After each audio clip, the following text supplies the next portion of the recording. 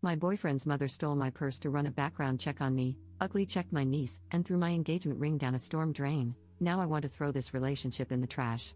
Posted by you/Brightside256. I have seen a lot of crazy people in my life, but my potential future mother-in-law is the absolute worst person I have ever met. I, 30F, have been with my boyfriend, 31M, for 8 months now. For the first few months, everything was amazing. He is the sweetest and most caring man I have ever been with. He likes to surprise me with fun dates and flowers for no apparent reason. The biggest surprise of all, though, was when I met his mother. I met his parents for the first time a few months ago. The first thing his mother said to me when I walked in the door was, "Are you Jewish?" I am not, and I am not particularly religious, but I was raised Catholic. Once I told her this, it was the beginning of the madness. She immediately stopped talking to me, acted as if I didn't exist. I was extremely nervous about meeting my boyfriend's parents, so this broke my heart. I was determined to make a good impression, so I kept trying to connect with her. This was a huge mistake, and I should have just let it go. Once we were all seated for dinner, she finally decided to try and make conversation. I have naturally red hair, and she asked me if my parents have the same color. I told her that I have the same hair as my mother. She then had the audacity to ask me, "Does the carpet match the drapes?" I had no idea how to respond and just sat there, stunned. Seeing my reaction, she said, "Don't worry, I'll just ask my son about it later." I looked over at my boyfriend, who seemed equally shocked, but he didn't say anything. She then started to go on about my hair being too curly.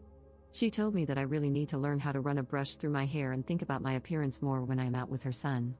Then, when I didn't eat much at dinner, she gave me her version of a compliment. I was told it was good that I am watching what I eat because it would be a shame if I got any bigger. This was just my first meeting with this woman. As soon as I got into my car, I burst into tears and cried all the way home. My boyfriend was texting me and apologizing for his mother's behavior, but the damage was done, and I told him I needed time to think.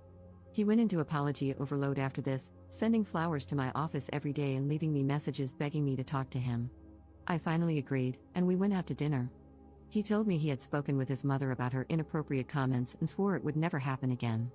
With this reassurance, I decided to give it another chance. Fast forward 2 weeks to when he invited me to a family birthday party. This time I would also be meeting his sisters and grandparents. His grandparents and sisters are awesome people. They asked me normal questions about my job, family, and friends. His mother seemed to be avoiding me throughout the evening, and honestly, I was okay with that. I went to grab something from my purse and noticed that it was not where I left it. I looked everywhere but could not find it. I went and asked my boyfriend, and he began to help me look. He then got a strange look on his face and quickly went upstairs. I could then hear a lot of yelling begin upstairs. He came back down holding my purse after a few minutes and told me that we were leaving. Once we got in the car, I asked him what was going on. His mother had taken my purse so that she could see my driver's license. She intended to try and run a background check on me. He told me she had mentioned this earlier, but he honestly thought she was joking. I thought it was best to avoid any of his family functions for the time being. This worked out great for a while, and he went to his family parties alone. He would ask me each time before leaving if I was sure I didn't want to go, but I always declined. Last week, his family had their family reunion, and he asked me to please come with him. I was very reluctant, but considering there would be so many people present, I didn't think she would pull anything. When we got there, everything was going great.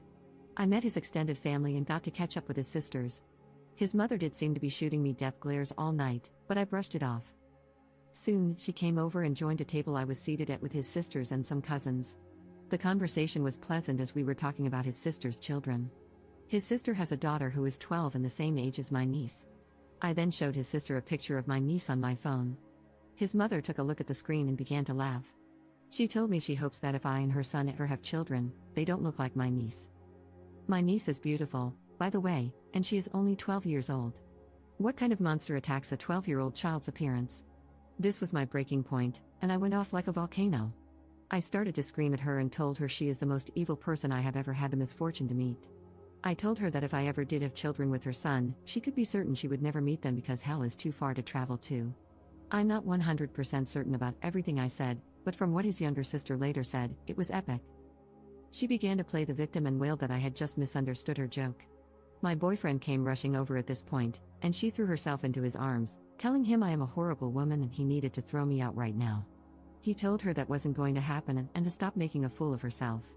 She seemed to accept this for a moment and sat back down, But she just kept sobbing that I didn't understand how to take a joke. Then something in her snapped as she noticed something my boyfriend was holding in his hand and began to have another meltdown. I didn't understand what was happening at this point and just stood there watching a grown woman pitch a fit like a toddler. None of what she was saying made any sense to me, as it was mostly incoherent screaming, but I did pick up on many derogatory comments directed my way. My boyfriend then told me we were leaving and told me to grab my things. As I started to get ready, his mother made a lunge for my boyfriend's hand and grabbed the small box he was holding. She then looked me dead in the eyes and said, "You will never have this ring, you little beach." She ran outside and threw the box down a storm drain. It turns out that my boyfriend was intending to propose to me. He had just obtained his grandmother's ring while we were at the reunion. His grandmother is completely heartbroken because now her ring is down a storm drain instead of continuing on in the family as she had always wanted. I don't know where to go from here. I'm devastated, confused, and exhausted. Can I ask him to never see his mother again? Is it my place to say something like that? I'm sorry that my story is so long, but I really needed to get this rant off my chest. Update 2 weeks later. I have been receiving a lot of messages asking for an update on the ring situation. Unfortunately, it could not be found. The city came out to try to assist, but they were unable to uncover anything. My fiancé and his family were devastated by this, and many of them have ceased communication with my future mother-in-law because of it. The ring held significant sentimental value within the family, more than I had understood at the time of writing my first post. This was literally the straw that broke the camel's back for many family members. His sisters have chosen to maintain contact with his future mother-in-law, and one of them told me that she is playing the victim card, claiming she had a mental break and that we all need to be more compassionate and understanding of her. I call this total crap, and I know she knew exactly what she was doing when she threw the ring down the storm drain. I have a theory that the ring never went down the drain to begin with. I suspect she might have hidden the ring somewhere on herself and only threw the box down the drain. I have no way to prove this, but I have expressed this concern to my fiancé and his family. It's a rather large house, though, so if the ring was hidden, it could be anywhere. I don't think it will be found anytime soon if that's the case. On a happier note, I am now engaged to my fiancé. My engagement ring does not have the same sentimental value as the other ring, but I love my new ring just the same. I'm very happy to be engaged, and I cannot wait to spend my life with my fiancé. My fiancé is now low contact with his mother, but word has reached her that we are engaged. After she found out, she apparently refused to leave her room for 3 days, refusing to speak to anyone or eat. The drama of this woman is unbelievable to me. Soon after I was informed about her condition, I started receiving a lot of strange emails and phone calls. I began getting calls from strange men asking me to perform various intimate acts. Obviously, I was mortified by this and immediately changed my phone number. I told my fiancé what had happened, and he thinks someone must be giving out my number by mistake when meeting these men. I didn't believe that, so I did a Google search of my phone number and found a few Craigslist ads written about me. The descriptions were just too similar to my appearance, they even mentioned my red hair. I truly believe my future mother-in-law is behind this. She knows how to post on Craigslist, as she sells a lot of used items online. I have also mysteriously been signed up for a variety of dating and porn sites. If this is my future mother-in-law, then I just don't know when she is going to stop. This is such a low level to stoop to, and I cannot believe how pitiful this woman is. I showed all of this to my fiancé and told him about my suspicions.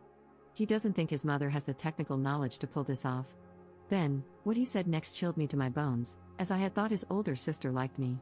He said his older sister had mentioned that to maintain a healthy relationship, you should be checking your partner's phone daily. She proceeded to tell him there should be no secrets, and I shouldn't have a problem showing him my phone when he gets home. I was planning to ask his sisters to be in my bridal party, and now I don't even know where I stand with them. Do they hate me too? What in the hell did I do to deserve this? I truly don't know who I can trust anymore. I have decided to limit what I tell them going forward, as I currently suspect they are my future mother-in-law's spies. For now, I'm going to try to enjoy my engagement and put this all out of my head. I guess I will just wait and see what happens with his family. Second update 20 days later. I have been getting messages asking for an update on my situation with my future mother-in-law, so I thought I'd make a quick post about what happened most recently. My fiancé went no contact with her after everything that happened. This lasted about a week before she showed up banging on our door. My fiancé was at work, and I was home alone at the time. She was wailing that she was sorry and just wanted to see me to apologize. Since I have neighbors who were beginning to watch this spectacle, I let her inside to talk. At first, she was very apologetic and said she just wanted to have a fresh start. She was pretty convincing, and I was actually considering just letting it all go. That's when she saw my Christmas tree, and all hell broke loose yet again. She began to scream that I was trying to convert her son to Christianity and that I was just a little whore trying to ruin her family. I kindly asked her to please leave and told her she was not welcome here, but she refused to budge. She told me that no son of hers would ever celebrate Christmas and proceeded to run towards the tree. She began tearing off every ornament and throwing them, leaving them smashed on the floor. I have many childhood and family ornaments on my tree that are very precious to me. Several were smashed in her rampage. I had to grab her and physically drag her away. This ended with her punching me several times and biting my hand. I finally managed to throw her out the front door and grab my phone to call the police. She proceeded to scream like a banshee out front and call me every name in the book. The police arrived soon after. And just like that, she completely stopped her fit and began to try and play the victim.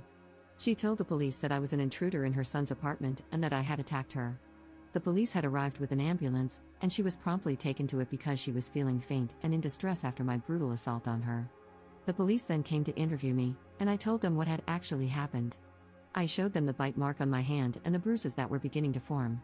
My fiancé arrived at the scene and immediately came to my side. He confirmed to the officers that I do live there and that his mother is a nutcase. Seeing that her son was siding with me sent her into yet another tantrum. The police asked me if I would like to press charges against my future mother-in-law. I looked to my fiancé, and I could tell he was conflicted about what to do.